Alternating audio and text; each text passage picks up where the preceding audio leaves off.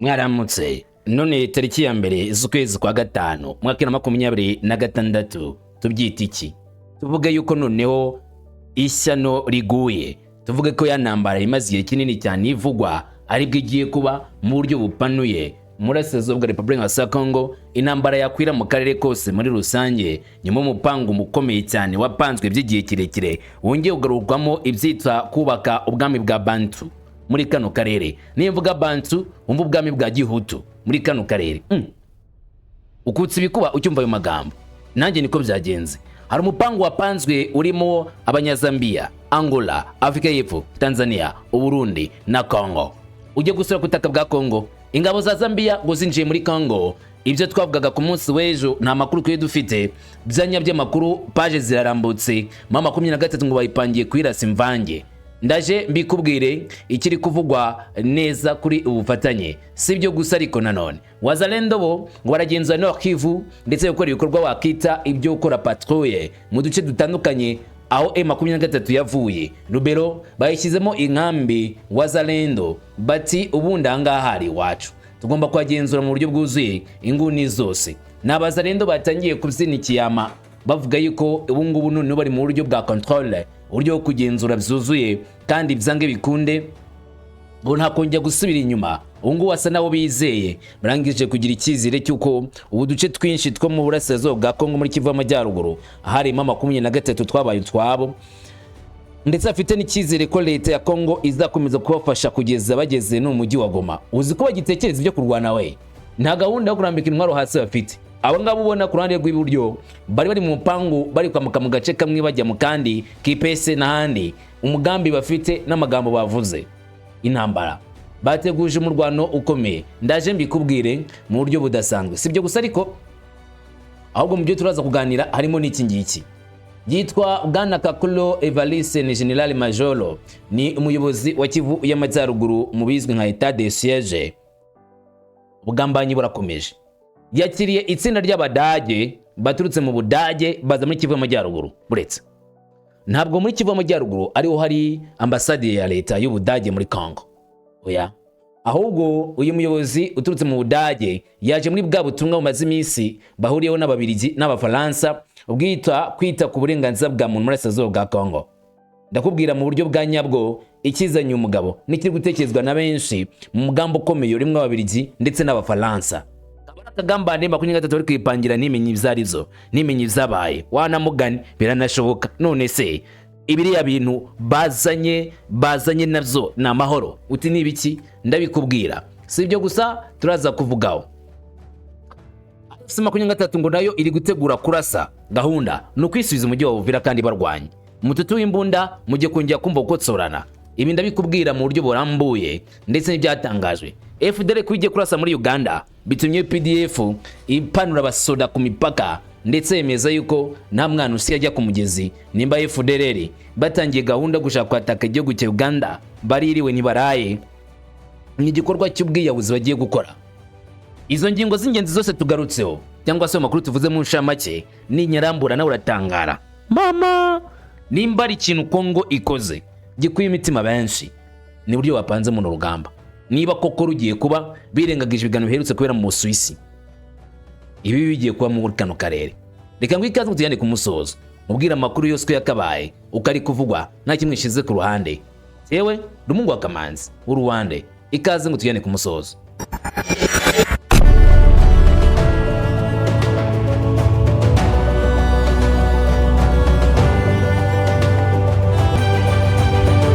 Ngareka tubitangire duhereye kamwe ku kandi. Icyo twiyemeje no gusesengura no kwanaliza buri kantu kose, tugacukumbura tugashaka amakuru ari mu ndiba, ibyatangaje ndetse n'ibyashyizwe inyuma y'amarido tabitwikurura tukabishyira imbere, tukabyitegeza tukabireba nana kimwe duciye ku ruhande. Hanyuma rero duhereye ahangaha ku munsi wa tariki 29 z'ukwezi kwa kane mwaka 2026 hiriwe amakuru yaranamutse tariki 30 z'ukwezi kwa kane avuga yuko ingabo za Zambia zinjiye ku butaka bwa Repubulika ya Congo mu buryo ngo butazwi neza, bagafata agace bakakigarurira bakakagenzura. Gusa hari ibintu bitatu byatunguye abantu bumvisha iyo nkuru. Icyambere ni gute ingabo z'amahanga zirenga umupaka zikinjira mu gihugu zigafata agace karenze ibirometero 5 nta sasu rivuze, nta no kwirukanwa, nta no kwamaganwa, nta ntambara ibaye hagati y'ibihugu. Buriya birashoboka cyane ko nk'u Burundi ingabo z'u Rwanda zakinjira nko mu gice cya Gatumba maze gafata ibirometero 5 bakagenda bakabyicaramo bakabikoreramo nta kibazo, abarundi babareba cyangwa se baba bahumye maze bakabyita amahoro. Uravuze ngo reka nta na santimetero nimwe batera ikirenge, umututu w'imbunda wahituvuga. Hari nuko mvuze Burundi, mvuge Tanzania. Biragoye cyane ko ari igihugu wapfa gukandagiramo kuko byitwa kurenga ku busugire bw'icyo gihugu. Icya kabiri benshi wese batekerezo cyumviye nkuru, ni gute Zambia yabatangiye igikorwa cyo gushotora Kongo ngo bafate ubutaka bwa Kongo mu gihe basanzwe barafatanya ibikorwa basoma mbike babo mu bijyanye n'umugambi uhambaye. Ibyo nibyo byatangiye gucanga benshi. Icya gatatu kijya gukomerera benshi ni uburyo nta tangazo na rimwe riturutse mu nzego za leta, haba uruhande rwa leta ya Kongo cyangwa se rwa leta ya Zambia rwigeze uvuga kuri kino gikorwa cyo kwambuka kwa abasikari ba Zambia bakajya mu gace ko muri Kongo. Ibi byongeye gutera benshi kwibaza kwinshi, ndetse bamwe batangiye kuvuga yuko bidasobanutse. Ibi ngibi biri gutangazwa mu gice cya Kongo hafi ya Tanganyika bidasobanutse neza. None bimeze gute ubu? Ubu ngaya makuru ari gutangazwa kuri ibyo. Na makuru atunguye benshi kandi arimo kuvugwa. RDC mu ntara ya Tanganyika, agace ka Moriro gaherereye nko muri kilometero 350 uvuye mu majyepfo y'uburasirazuba bwa Moba, ubu kari munsi y'ubugenzuzi bwa FARDC. Na makuru ahamye neza ko FARDC ngariyo none ijye kugenzura kano gace ka Moriro. Buretse hari umurwano wigeze wumva wavuzwa muri ako gace. Moriro yagenzurwaga na Zambian Army cyangwa se ingabo za Zambia bagenza aka gace, hanyuma mu kandi kanya gato kagenzurwa n'ingabo za FARDC. What? Nta murwano nahangana ribayeho. Hano tekeza ibintu bitatu. Hari ikintu gikomeye cyane gihishwe muri aya mabanga cyangwa se gihishwe muri kino gikorwa, ndaje nyikubwire. Gusa menya ko hamaze imisi avugwa ko ari umupango ukomeye cyane uko Zambia ijye kureza abasikari gutaka bwa Republika Iharanira Kongo. Ndi mu bambere bakubwiye ibyo makuru kandi bakubwiye yuko Zambia yarangije gupanga na brigade izinjira ku butaka bwa Kongo, ngizwe na brigade irimo ingabo za Special Force, ingabo za sanzwe n'ingabo zigwanira mu mazi z'aba marine bo muri Zambia, kubw'impamvu ziri gufasha Kongo gutsinda urugamba ndetse no gufasha Kongo kurinda igice cya Tanganyika nk'ikiyaga cya Tanganyika bahuriyeho, cyangwa se baboneraho inyungu. Ndaho Zambia iboneraho inyungu muri Tanganyika, birumvikana. Abasirikari bagomba kwinjira ku butaka bwa Republika ya Demokarasi ya Kongo mu buryo bwapanzwe nabo. Amakuru yemeza yuko kano gace ka Moriro ariko kabaye irembo rigari ry'abasirikari ba Zambia baturutse ku ruhande rwabo bakinjira muri Moriro bakisuganya aho bafatira imodoka zibatwara zikabageza neza ku gice cya Kalemi. Bagomba kuzamuka bakagera mu bice bitandukanye. Kubera iki mvuga ibyo? Hari impamvu ituma abasirikari ba Zambia koko bakomeza kuba ku butaka bwa Kongo cyangwa se kuza ku butaka bwa Kongo. Icya mbere ni ugufasha Kongo guhiga M23. Icya kabiri ni ukuza muri Kongo gukorana na Angola, Afrika y'Epfo na Tanzania mu mugambi ukomeye cyane wavuzwe na The Great Lake Eyes. Wari umugambi ukomeye cyane wo kubaka ubwami bwa Bantu muri kano karere. Bakavanamo abitwa Banilote. Si byanavuzwe nabo gusa, ahubwo n'uwitwa Bahati Raso Musanga, umuyobozi kiva mu Majyaruguru bw'agatinaga n'ibinyamakuru, yavuze ko uyu mugambi bazi neza ko na Evariste Ndayishimiye ari umwe mu bantu bawuhedinze cyangwa se bawuyoboye ngo ugerweho. Buretse Afrika y'Epfo rabizi neza ko ireba n'ikinyuri n'u Rwanda. Ibizo Olinga ati nzi kubizi ubyange cyangwa se uzemere. Urabyuka n'igihe Goma habiraga urugamba rwo kwafata, amagambo avuzwe na Ramaphosa yataka igihugu cy'u Rwanda. Yes, muri diplomasi na politique hari uburyo habaho gukozanyaho cyangwa se kongera bikarekuka bikamera neza, ariko kahanyuze hagiye kaza n'akandi kaga mu minsi iri imbere. Icya kabiri, Angola nayo ireba ikinyuri igihugu cy'u Rwanda bashinja u Rwanda kwa rwaranze ubuhuza bwa Angola, nubwo u Rwanda rwavuze yuko aterwa nyabayaza no kwanga ubwo buhuza ahubwo ari Kongo. Abandi ni Tanzania bakunze kwicecekera bakajya hagati na hagati, ariko Tanzania bagaragaye bwa mbere ko bashyigikiye Kongo mu ntambara, wangaga kohereza ingabo mu muryango wa ASLF gutaka bwa Kongo, bakazohereza muri Samidi RC zagiye kuhiga M23. Abarundi bo ntago ndirwa mbivuga. Rero Zambia ngo nabari muri uyu murongo cyangwa se muri ubufatanye bwo gukora ibishoboka byose. Icyo cyo gushinga ubwami bwa Bantu yenda reka twe kugitiza umurindi kuko yenda ntago kivugwa cyane, ariko hari ikindi kivugwa kitanirengagizwa. Uti kihe rero? Ikindi kivugwa kinakomeye cyane undi mupango wavuga yuko ari umupango wapangiye muri SADC, ni umupango wo gufasha akarere kabo cyangwa se umuryango wabo kwishyira ukizana. Uretse ubwo Sami Diarasi barwanaga muri Congo, SLF amaze kubirukana, Congo yari imaze kunegura umuryango wa EAC, yari imaze iminsi yinjiyemo ituma umuryango wa SADC nguze muri iyi ntambara. Ariko ubwo SADC byagaragaraga ko bagiye kurwana, bikaba byagera ku gihugu cy'u Rwanda, Kenya, Uganda byose bivuga yuko ari attention gushaka kwataka u Rwanda nk'umunyamuryango wa EAC. Aho byari byatinye kugaragara neza cyane ko uturere tubiri cyangwa se imiryango ibiri SADC na EAC bagiye gutangira guhondana cyangwa se kurasana.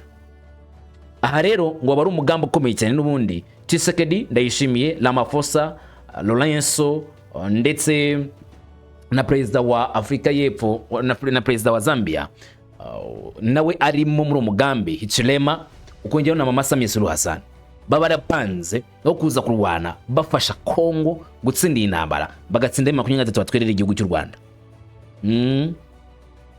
Hanyuma indi mpamvu ni ukurinda ngo Tanganyika isa nkaho ari amazi wakita nk'inyanja, kuko ni ikiyaga gikora ku bihugu birenze kimwe. Burya inyanja yitwa inyanja kuko aba ari amazi magari akora ku bihugu byinshi. Tanganyika nayo imeze nka gutyo, ikora kuri Tanzania, Burundi, Congo na Zambia. Ariko igihugu cya Tanzania nicyo cyungukira cyane, niko wavuga, nicyo kivanwamo ibintu byinshi bikanyura muri Tanganyika bijya muri Congo no mu gihugu cya Zambia no mu Burundi binyuze nyine ku cyambu cya Dar es Salaam birumvikana. Aha rero ngo anyurwa n'amato menshi yikoreye ibikoresho by'ubucuruzi byinshi ku buryo kwabangamira bihombye cyane ibihugu. Wari umupango rero ngo kuza kurinda Tanganyika, Hichilema n'abagenzi be bafitanye ku buryo kuzana abantu basikari muri Congo tarakanu toto. Rero Muriro ntabwo ari bahafashe nk'abashaka gufata ubutaka bwa Congo. Ishwi wari umupango wo kwahurukiza abasirikari bagomba kurira ibimodoka bagomba kugezwa mu byerekezo bitandukanye mu musara bahereza leta ya Congo mu buryo bumwe cyangwa se ubundi. None akabazo kuri iyi ngingo, Zambia bahita yarwangana mu 23 ntabwo bagiye kwirengagiza nanone amasezerano yo mu Busuwisi na ya Doha muri rusange na SLF agakino. Tuza kuri no ruhande rero Wazalendo iyo mu gihe kuri ruhande bari gutegura biriya nabo baravuga yuko bari gushaka kwigarura uduce twinshi bakekamo M23 kandi bagakoresha ishoka byose bakihereza icyubahiro mu bice byose. Aba n'Abazalendo bagaragaye bari mu bugenzuzi muri Kivu y'Amajyaruguru, itsinda rinini ry'ingabo za VDP Wazalendo riyobowe n'uwiyise General Germain Mayani riri mu butumwa bw'ingendo mu turere twinshi twasizwe na M23 batazira ADF, cyane cyane ku ruhande rwa Kipepe, Bukununu, Binyasenge, Taliha ndetse akabaho ni mu gace ni cyose muri Teritwari ya Lubero. Aba Bazalendo bari gukora mission wakita ngo mission yo gukontrola utwo duce twose, bava Kipese bajya Bukununu bajya Runyasenge, Taliha n'ahandi, bareba neza nimba umutekano waho wuzuye 100%, hanyuma bakanemeza ko agize ikiba hagiye uzongera gushaka gutera muri ako gace barwana umuhenerezo mpaka bagatsindiye intambara. Muri make bizeye y'insinyizi bazi neza ko aka gace cyangwa se uduce twose ko mu ntara Kivu y'Amajyaruguru by'umweko muri Lubero basa n'abarangije kutwigarurira kandi kuturindira umutekano ngari inshingano yabo. Abazalendo hari impamvu ibyo ugomba kwatekereza kandi ugomba kwita cyane cyane ku byo barimo. Icya mbere nukuba amakuru amwe yemeza ko bakorana na FDLR, kandi nkubwizo bikabishoka cyane cyane ko nubundi muri bo harimo abanye FDLR, leta ko ivuga ko iri guhiga ariko kanababura biga FDLR kayibura. Icya kabiri nuko abantu Bazalendo baba bari gupanga n'ubundi undi mugambi wo kujya kwerekeza mu bice bindi rumwe 23 bayiga baho ibitero mu rwego rwo kujya gushyashyariza M23. Icya gatatu nuko abantu Bazalendo bakomeje kwiyereka Tshisekedi Tshilombo koko ari ingabo zizerwa nyuma kohereza urufite rw'ifaranga bijya kuri miliyoni 2 z'amadolari ya Amerika. Hanyuma ukurikije nanone andi makuru abivugwaho, ndavuga itsinda ry'Abazalendo ngintego yabigamije gusuzuma imikorere ya VDP muri izi nzego cyase muri twe turere no kongera morale y'abarwanyi bari ku rugamba no gukomeza icyizere hagati ya FARDC na VDP n'abaturage bo muri utwo duce barimo kujyamo bari vangwa mu bugenzuzi, bashaka kugaragaza neza cyane ko hari gahunda nziza. Urugendo rwatangiye ku 27 Mata 2026 bitangijwe ko ruzarangira ku gatandatu ta nkuko bivugwa n'ishami ry'itumanaho rya VDP Wazalendo ko uyu mugambi bazawushyira akadomo ku munsi wa gatandatu kandi bazaba bamaze kugera mu nkambi nyinshi, ari nako bashimangira izo nkambi za gisirikari bananoza uburyo bw'imikoranire n'ingabo za FARDC ndetse n'abaturage batimukomerezaho. Uyu ni umugambi uhambaye barimo gupanga gukora.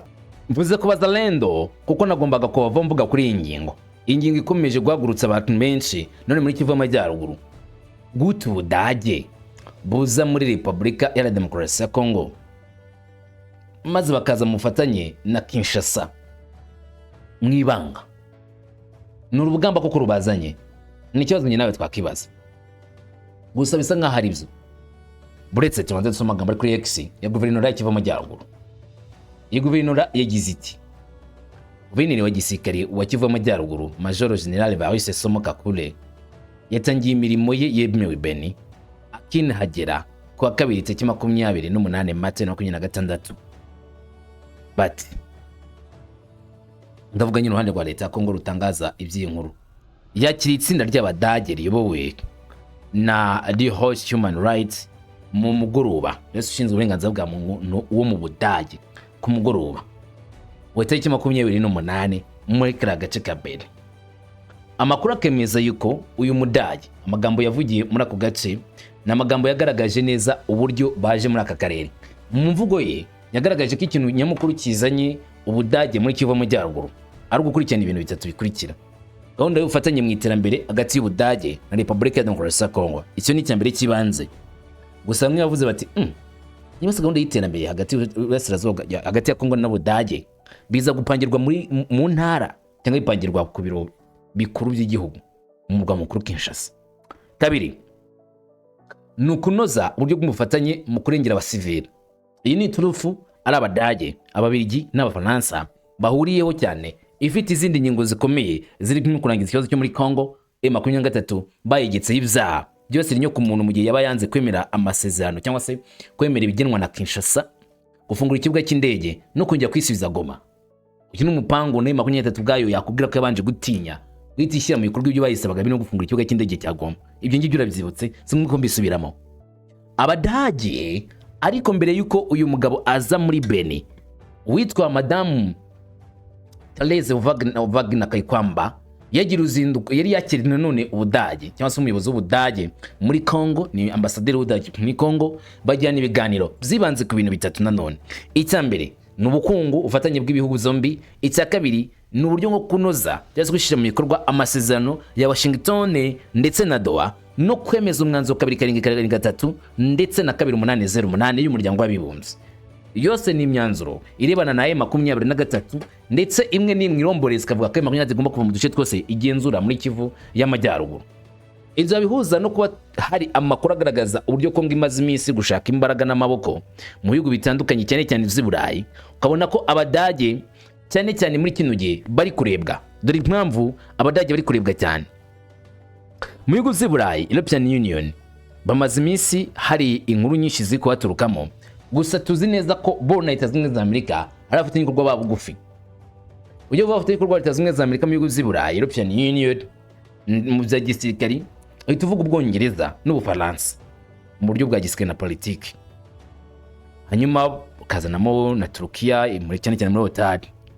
Ariko ugiye kuvuga mu bijyanye n'ingamba z'ubukungu ureba Ubudage kuko nibwo bavuga membre ukomeye cyane muri European Union mu bijyanye n'ubukungu. Na WEF ni ikorera cyane. Aha rero bikagaragaza neza ko hari gahunda idasanzwe Abadage baba bafitanye cyangwa bari ku isiri bya Leta Zunze Ubumwe za Amerika n'ibindi bihugu zikomerezwa mu mugambi wo guturisha Uburasirazuba bwa Kongo. Byibuke ko Leta ya Kongo yijejwe ubufasha kongera kubaka ibyangirijwe n'iyi ntambara. Mu gihe 23 ivuye mu cyo byose igiye nzura, Kongo izabona urufito rw'amadolari yo kongera kubaka ibyangijwe n'iyi ntambara ngo nabaye 23, gutanga indishyi kubahuye n'ibyago bikomeye, kubakira abadafite inyubako, imikorwa by'iterambere n'ibindi. Bizahita bikorwa kubw'inkunga izaba yatanzwe n'ibihugu by'i Burayi na Leta Zunze Ubumwe za Amerika. What? None Abadage baje gusura Kakule Evariste. Kakule Evariste niwe wari umaze iminsi none asuye Lubero n'utundi duce, ho kugaragaza ko bari mu nzira nziza yo kwisubiza Uburasirazuba bwa Repubulika ya Kongo bwose. Ariyo numbero iri kujya mbere, ariyo gahunda bafite. Aha Biragaragaza cyane ko leta ya Kongo mu bijyanye no gukomeza guhangana itari yonyine ifite abafatanyabikorwa bafatanye cyangwa se barorere ariko bafitiye ubwoba M23. Ngo hari umutima w'ubwoba bafitiye kuri M23 mu gihe batangiye kwikanga ko igiye gutangiza ibindi bitero bitoroshye.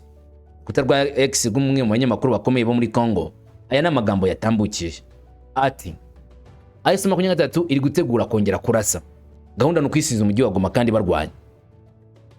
Ati ku 28 Mata 2026 muri Atazoga Republika ya Demokarasi ya Kongo hatanzwe ubutumwa bw'umutekano bugaragaza ko hari izago z'uko inyeshyamba zigiye kugaba ibitero.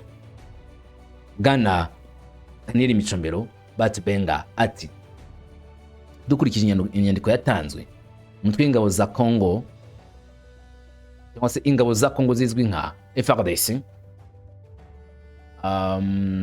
wabonye ingendo z'ingabo mu midugudu ya Magunda na Ruminuko iherereye mu karere ka Mwenga mu birometero 60 uvuye muri Uvira. Bavuga izi ngabo zitari za Kongo nyine, bavuga ingabo z'imvitwa. Iyi myanya ikora nk'ahantu ho guteranira hihuro ry'ingabo zirimo M23 na RDF, umutwe wa Red Tabara n'imitwe yatwirwaneho.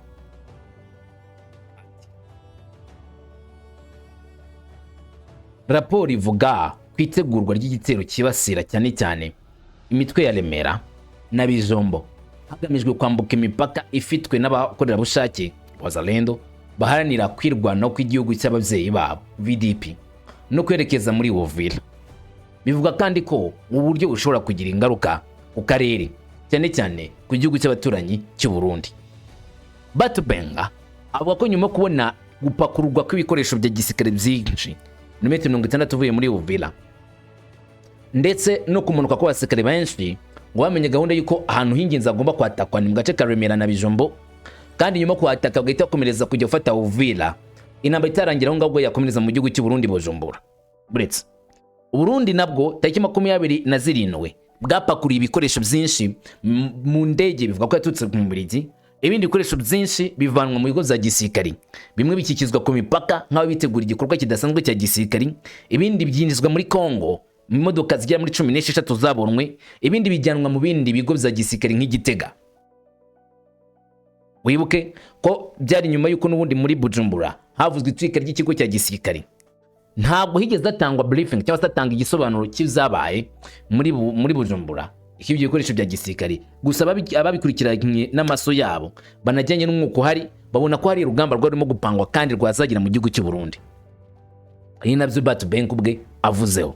Akomeza ndavuga uyu mugabo umunyamakuru wo muri Kongo agira ati mu rwego rwo kwihangana, mu rwego rwo guhangana n'iki kibazo, FARDC irasaba ingabo za Kongo, imitwe yita Wazalendo kwirwanaho ndetse n'ingabo z'Abarundi ziri muri ako karere kongera imbaraga mu mikorere yazo no guhuza ibikorwa byazo. Bahuza imbaraga bakorere hamwe maze ubundi nibaterwa birwaneho. Uyu ni umugambi n'undi warumaze iminsi. Bati abayobozi ba gisirikari baraburira abaturage ko hari izago byinshi bishobora kubageraho, haba mu cyaro ndetse no mu mujyi rwagati wa Uvira. Abaturage basabwe gutuza no kwitonda, banashimangirwa ko hakenewe ubufatanye bwa hafi n'inzego z'umutekano mu gihe nyine hari ukwitwararika cyane cyane kwishobora kuba bateguje abaturage ko bishoboka kuba byaba bibi cyane kuri bo ari abatuye mu nkengero ndetse abatuye mu mujyi ndani wa Uvira. Ibi ariko bikongera gushimangirwa nyuma yuko hari ubwoba bwatangiye kujya no mu gihugu cy'u Burundi. Ni muri avuzwe cyane tutareka no kuvugaho yuko Abarundi bashyizweho itegeko ribabuza guhirahira no kugira hafi y'umupaka w'igihugu cy'u Rwanda. Ubigaragayeho ashinjwa cyambere ubugambanyi burimo kujya gutatira ingabo z'u Rwanda ngo ushaka gutera igihugu cy'u Burundi. Icya kabiri, kuzanira umutungo u Rwanda nyamara rutaremeye gufungura umupaka. Bavuga ko u Rwanda rwo nyine bayaza no gufunga ku mupaka nubwo u Burundi bawugaye ngo u Rwanda rwanze koherezaho muri Red Tabara. Icya gatatu, Abarundi bashinja cyangwa se bashinjwe bashatse kwambuka mu gihugu cy'u Rwanda nuko baba bari gukorana n'imitwe nka Red Tabara bashaka gutera igihugu cy'u Burundi. Ese bikurikiwe n'iyi nkuru rero ivuga yuko Burundi bwarashe byibura bajya kuri 2 bagerageje kwinjira mu Rwanda. Namakuru yakizwe kandi n'ikinyamakuru SOS Media Burundi. Amakuru avuga ko umupolisi wo muri zone ya Mparamirundi komine ya Kayanza, intara ya Butanyerera, mu majyaruguru y'u Burundi, yishe abagabo babiri bakekwaho gukora ibikorwa by'ubucuruzi butemewe n'amategeko mu gihugu cy'abaturanyi cy'u Rwanda ku gicamunsi cyo kwa gatatu. Ariho abangaba abagabo babiri bishwe.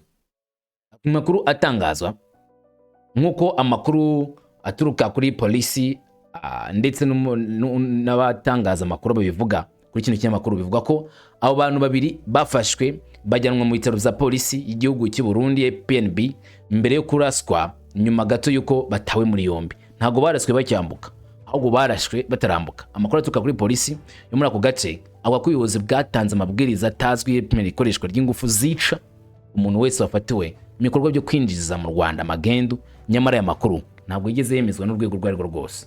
Gusa ariko gace ka Maramirundi gari hafi y'umupaka w'igihugu cy'u Rwanda, mu make duhana imbibi utwo duce two ku Rwanda no ku Burundi. Gusa kuba uyu mpango hari ngo nuko hari icyo bari kwikeka ku ruhande rw'u Rwanda gishobora kujya mu gihugu cy'u Burundi. Mu Rwanda bavuze ko nta kibazo bafitanye n'u Burundi ku buryo u Rwanda rwatera u Burundi yetsagize urwataka no rwakwitabara. Ariko abarundi bakunze kuvuga ko bafite amakuru yo kuba u Burundi bushobora guterwa n'u Rwanda rwitwikiriye 23 cyangwa se Tabara. Ukurikije aya makuru, hari umupango uhambaye uko hari intambara iri gupangwa mu buryo bukomeye. Fata ibi: Congo, Zambia, Angola, Afrika y'Epfo, Tanzania, u Burundi bose bari kurundi abasekari muri basezo bwa Congo muri Kivu Amajyepfo n'ibikoresho bya gisirikare. Mu gihe kuri front line hegera muri Kamanyola, uruvuga ngo hafi ya Sange, bavuga ko abasekari b'u Rwanda niko bavuga na M23 no bari kwapakira ibikoresho byinshi bya gisirikare n'u Rwanda ruvuga ko tari muri Congo, kugira ngo batere Remera, Bijombo, maze batake bagire muri Uvira babe banajya mu gihugu cy'u Burundi. Ibyo kandi bikanajyanira no kuvuga yuko ibyari bitegerejwe kuba byashyirwa mu bikorwa bitari gukorwa. Ibuka yuko ibyo byemeranijweho ari ugushyira mu bikorwa amasezerano ya Washington n'amasezerano ya Doha yemera guhagarika imirwano byaranze, ahubwo kuri ubu ngubu ikivugwa gusa n'urugamba rushoboka kuba rwakwirakwira mu karere kose, ikaba intambara idasanzwe. FDLR u Rwanda rushinja kuba yarashyize ko jenoside yakorewe abatutsi mu Rwanda ndetse bafite umugambi wo gutera umutekano muke mu gihugu cy'u Rwanda. Kuri ubu rero EPDF, ingabo za Uganda, zivuga ko nazo zashyize ingabo zabo ku mipaka kugira ngo bahangane na FDLR. N'ingabo za Uganda, EPDF hamwe n'izindi nzego z'umutekano z'iki gihugu bakajije umutekano ku mupaka wa Uganda na Repubulika ya Demokarasi ya Congo, nyuma yuko abaturage bagaragaje impungenge kubera umutekano muke uterwa n'abarwanyi bikekwa ko ari abo mutwe wa FDLR. Nkuko amakuru aturuka muri gace abitangaza, abatuye mu duce twegereye umupaka cyane cyane muri Nyabwishenya, muri centre y'ubucuruzi ya mpaka ndetse n'iya Nkuringo, bavuga ko bafite ubwoba bwinshi bitewe no kuba ngo FDLR yinjira muri Uganda igakora ibikorwa by'ubujura ngo no gushimuta abantu. Niko abaturiye aka gace babitangaza. Abaturage bagaragaje impungenge zabo mu nama y'umutekano yahuje komite ishinzwe umutekano ku rwego rw'akarere yabaye kuwa 28 Mata 2026. Nkuko Daily Monitor dukesha inkuru yabitangaje, ni inama yabereye muri centre y'ubucuruzi ya Akamugemanyi iherereye mu kagari ka Kigenzi mu murenge wa Nyabwishenya. Ku rundi ruhande ariko abo nanone abaturage bo muri ako gace bagaragaje izo mpungenge. Umuturage witwa Lumazimisi Venda we yavuze ko umuturanyi we witwa Musekora Jacques w'imyaka 57 utuye ahitwa Shunga yashimuswe mu mpera z'icyumweru gishize n'abantu bakekwa ko ari abarwanyi ba FDLR. Abarwanyi ngo bamusabye miliyoni 5 z'amashiringi ya Uganda nk'ingwate, nyuma baza kwemera 500,000, ubwo ni imitwaro 50. Icyakora mbere yuko ayo mafaranga atangwa, uwo mugabo yabonetse mu ishyamba riri hafi y'umupaka aboshwe amaguru n'amaboko, ubu akaba ari kuvurirwa mu bitaro. Rumazimisi yagize ati, twemeranije amafaranga 500,000. Mu gihe twe tugiye kuyatanga, twarahamagawe batubwira ko abaturage bamubonye mu ishyamba ku mupaka wa Congo. Twihutiye kujyayo dusanga gifite imigozi imuboshye mu maboko n'amaguru. Amaboko ari inyuma, yarapfutse umunwa n'ishati, amaboko n'amaguru byarabyimbye. Twahise tumujyana kwa muganga. Manirumva Valence uhagarariye abacuruzi ku mupaka muri Mupaka Town Council yavuze ko nawe yatewe n'abantu bitwaje intwaro mu ijoro ryo 23 Werurwe 2026 agana saa 9 z'igicuku. Yihishe munsi y'igitanda maze ahamagara inzego z'umutekano, bituma abagizi ba nabi bahunga ariko bata amasasu yabo. Uwimana James ucururiza ahitwa Mpaka we yavuze ko yatewe kuwa kane ushize agana saa 2 z'ijoro. Yavuze ko abarwanyi bari bashinze barriere hafi ya centre y'ubucuruzi ya Kamugemanyi. Yavuze ko yakubiswe imbunda mu gahanga hejuru y'ijisho atakaza amafaranga arenga miliyoni 1.5 n'ibindi bikoresho. Nubwo yarokotse moto ye yaje kuboneka bukeye bwaho. Ati nafunze iduka kare, nashyize ibintu kuri moto nerekeza mu rugo. Ngeze hafi y'inyengero nsanga barriere. Nagerageje kuyapika mura n'abantu babiri bafite imbunda, moto iragwa. Undi muntu yaje ankubita imbunda ku gahanga, ndakomereka cyane. Nagerageje kwiruka mpunga ariko batwara amafaranga yanjye. Bucye abaturage babonye moto yanjye. Umunyamakuru naribonye akaba n'ubushoramari mu bukerarugendo Ignatius Bahizi utuye Nyarutembe yavuze ko umutekano muke uri gutuma abashoramari abashyitsi batinya kuhagera. Yongeye ko abaturage bishyiriyeho amasaha yo kutongera kugenda nijoro, aho abenshi batatinyuka gusohoka nyuma ya saa 1 za nimugoroba. Hanyuma bari hafi Pasiano uhagarariye Nyabwishenya muri njyanama y'akarere yavuze ko kagace kameze nk'akatitaweho, asaba inzego z'umutekano kongera amarondo kugira ngo abaturage barindwe. Umuyobozi wa Mpaka Town Council Ndekezi Emmanuel we yavuze ko abacuruzi aribo bakunze kwibasirwa n'abagizi ba nabi. Yongeraho ko hari abaturage bazi abarwanyi n'ababafasha ariko bagatinya gutanga amakuru. Lieutenant Colonel Seven Sabiti uyobora batalion 35 ikorera mu gace ka Nyakabande yasabye abaturage gutuza, biziza ko ibikorwa byo kukaza umutekano byatangiye. Yasabye kandi gufasha inzego z'umutekano gutanga amakuru ku gihe. IPDF ntiyigibura abasirikari. Abasirikari babiri gusa bashobora gusenya inkambi z'inyeshyamba. Umuntu wese winjiye mu gihugu cyacu afite intwaro ababaye umwanzi. Icyo tubasaba na makuru ku gihe. Ibikorwa zatangiye kandi dufite ubushobozi buhagije. Umuyobozi wa polisi mu karere DPC nawe yemeye ko hari igihe abapolisi batubahiriza inshingano zabo. Asaba abaturage kubatangira amakuru igihe babonye banywa inzoga mu gihe cy'akazi. Timusanga umupolisi ari kunywera mu kabari hano muri Mpaka, mumufate mumamagare. Ibikorwa byo gukaza umutekano byatangiye kandi tugomba kufatanya.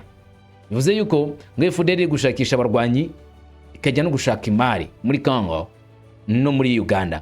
Gusa muri Uganda ho ngo bagiye kwasiga gatwe kuko IPDF yapanuye. Uretse ukano karere kazatekana bigenze gute? Mboneza ubibona ute? Mwiri kubyumva muri comments. Mwifurije guhaha no kuronka, kurama no kuramuka. Amahoro, imishamana n'amahirwe bibe kuri wowe. Samushalom.